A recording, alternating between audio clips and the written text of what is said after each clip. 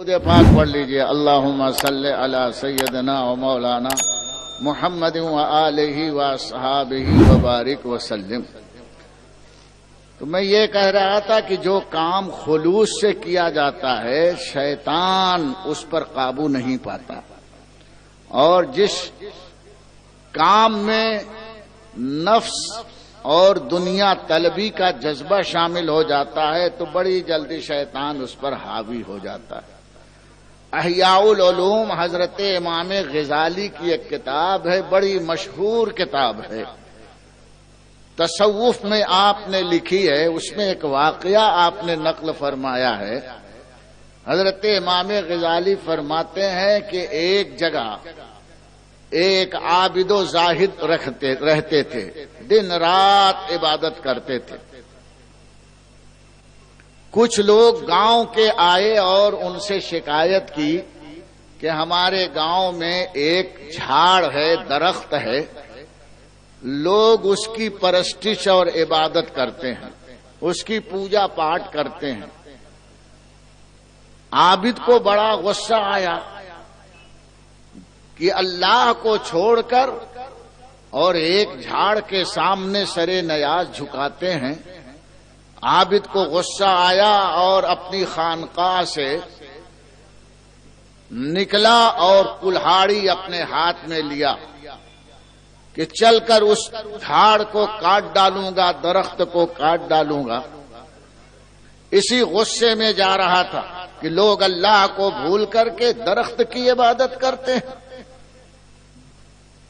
جب تھوڑی دور چلا ہے تو ایک بڈھا آدمی اس کو راستے میں ملا اور سلام کر کے کہتا ہے جناب عابد صاحب کہاں تشریف لے جا رہے ہیں؟ تو یہ تو غصے میں تھے ہی جناب، کہنے لگے ہم نے ایسی خبر سنی ہے کہ فلاں گاؤں میں لوگ ایک درخت کی عبادت کرتے ہیں، میں خدا کی قسم بغیر اس درخت کو کاٹے چین سے نہیں بیٹھوں گا۔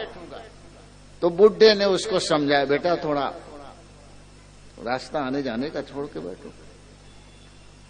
اس بڑے میاں نے سمجھانا شروع کیا کہ بھئی کائے کو اس لفڑے میں پڑتا ہے، اللہ اللہ کر جا کے، وہ جو کر رہے ہیں وہ اس کے ذمہ دار ہیں، قیامت میں ان سے اللہ پوچھے گا لا تزرو وازرتم وزر اخرى، ایک کا بوجھ دوسرے پر نہیں ڈالا جاتا ہے۔ اتنی دور تو جا رہا ہے، آئے گا، اتنی دیر میں تو کتنی مرتبہ تو اللہ اللہ کر لیتا، خدا کا ذکر کر دیتا، خدا کے ذکر کو چھوڑ کر ان کے لفڑے میں پڑ گیا ہے۔ بات اچھی بول رہا تھا نا، قاعدے کی بات ہے کہ جا اللہ اللہ کر، وہ کر رہے ہیں، شرک کر رہے ہیں، کفر کر رہے ہیں، وہ جانے۔ عابد نے کہا دیکھ میرے راستے میں رکھنا مت ڈال، خیریت نہیں ہوگی۔ تو وہ بڑے میاں بھی ذرا ٹرے اور عابد صاحب بھی بڑے غصے میں، دونوں کی لڑائی ہوئی اور مار پیٹ یہ وہ، آخر عابد صاحب اس کو پٹک کر کے سینے پر سوار ہو گئے۔ پھر کہنے لگا اچھا مجھے چھوڑ دے، میں تجھے ایک بات بتاتا ہوں۔ عابد صاحب کو رحم آ گیا، چھوڑ دیا، کھڑے ہو گئے۔ تو جب بول کیا کہتا ہے؟ بولے مجھے یہ کہنا ہے کہ وہ درخت جس کو کاٹنے تم جا رہے ہو، تم کو کیا اللہ نے حکم دیا ہے؟ بولے نہیں۔ تو جب اللہ نے حکم نہیں دیا ہے تو اس کو اپنے اوپر فرض کیوں جانتا، واجب کیوں جانتا؟ تو نبی ہے؟ کہا نہیں۔ ارے یہ تو نبی کا کام ہے، اللہ انہیں حکم دیتا ہے تو شرک کو کفر کو مٹاتے ہیں۔ درود پاک پڑھیے، یہ کبھی کبھی بھول جاتا ہوں، بہت پریشان کرتا ہے۔ ہاں درود پڑھتے رہیے۔ کہا کہ جب تمہارے اوپر فرض نہیں ہے، واجب نہیں ہے، تو فرض چھوڑ کر کے ایک غیر فرض غیر واجب کو کرنے جا رہا ہے۔ اس نے کہا پھر تو مجھ کو وہ پھنسا رہا ہے، میں جا کے کاٹوں گا۔ پھر وہ بڑے میاں یہ دونوں پھر گتھم گتھا ہو گئے۔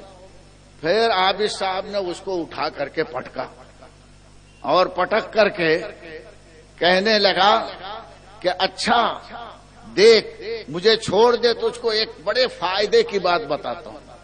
پھر عابد صاحب اس کے چھوڑ کر کے کھڑے ہو گئے تو کہنے لگا کہ دیکھ کھانے پینے کا تو تمہارے پاس انتظام ہے نہیں، تمہارے مرید لوگ آتے ہیں کچھ نذرانہ دیتے ہیں، اسی پر تو اپنا گزر اوقات کرتا ہے، تمہاری تو دل کی خواہش تو یہ ہوگی کہ کچھ میرے پاس بھی پیسہ ہو تاکہ میں خود بھی کھاؤں، پڑوسیوں کو دوں، کچھ خیرات کروں۔ تو عابد صاحب کہتے ہیں ہاں یہ خواہش تو کبھی کبھی میرے دل میں آتی ہے کہ میرے پاس بھی پیسہ ہوتا تو کسی کے نذرانے کا محتاج نہیں ہوتا، لوگوں کو کھلاتا بھی خیرات بھی کرتا۔ تو کہا کہ جب تیری خواہش یہ ہے تو یہ خواہش میں پوری کر دوں گا۔ وہ کہا کیسے؟ تو کہا جا تو اپنے عبادت خانے میں اللہ اللہ کر، صبح اٹھے گا تو تیرے تکیے کے نیچے 2 روپے روزانہ مل جائے گا۔ اس زمانے میں 2 روپیہ بہت ہوتا تھا۔ بولے اس میں سے کھانا بھی خیرات بھی کرنا، لوگوں کو تحفہ دینا۔ تو عابد صاحب اس کے کہنے میں آ گئے، بولے ٹھیک ہے اب تو بغیر محنت کے پیسہ روزانہ آیا کرے گا اور میں کھاؤں گا بھی، کسی کا محتاج بھی نہیں رہوں گا۔ یہ واپس چلا گیا، جا کر کے عبادت میں لگ گیا۔ صبح جب اٹھا ہے تو اس کے تکیے کے نیچے 2 دینار مل گئے، 2 روپے مل گئے، بہت خوش ہوا، کھایا بھی، لوگوں کو بانٹا بھی، بہت خوش تھا۔ دوسرے دن بھی مل گیا، تیسرے دن بھی 2 روپے روز۔ ارے بولے یہ تو بہت اچھا ہے، دستے غیب آ رہا ہے۔ لیکن چوتھے دن نہیں آیا۔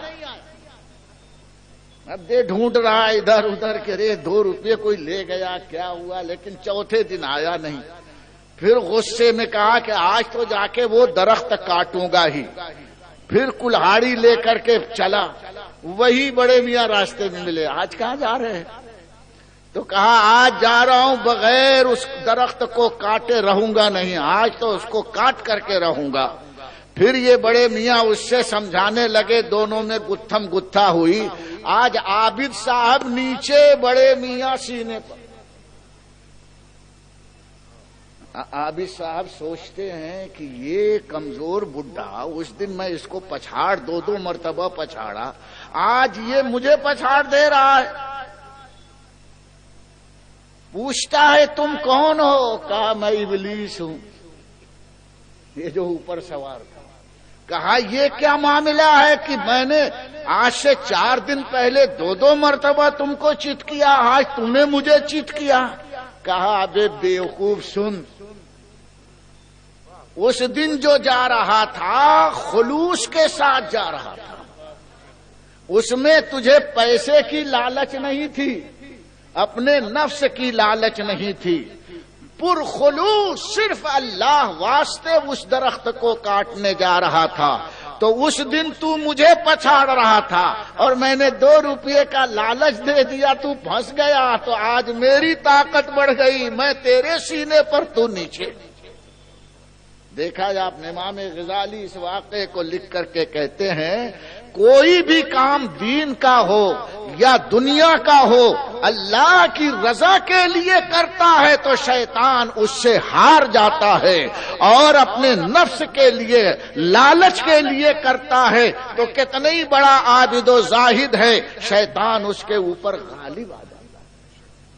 تم کہیں بھی کوئی کام کرو، اگر اپنے مسلمان دوست کے لیے، بھائی کے لیے مجلس میں اس لیے سر کو، اس لیے جگہ کشادہ کرو کہ اللہ تعالی کا حکم ہے، میرے مصطفیٰ کا فرمان ہے، تو سرک کے آؤ گے تو شیطان سرک کے بھاگے گا، شیطان کا قابو تم پر نہیں چلے گا۔ اور اگر دنیا داری میں پھنس گئے، اپنے جذبہ نفسانی کی وجہ سے بڑے سے بڑا کام کر گئے، تو یقین جانو نہ چلہ کام آئے گا، نہ چلی کام آئے، نہ نماز کام آئے، نہ اجتماع کام آئے، سب تمہارے منہ پر کل قیامت میں مار دیا جائے گا، کوئی عبادت کام آنے والی نہیں ہے۔ رسول اکرم صلی اللہ تعالی علیہ وسلم کی عظمت کلیجے میں بٹھاؤ، جناب مصطفیٰ صلی اللہ علیہ وسلم کی شمع دل میں جلاؤ۔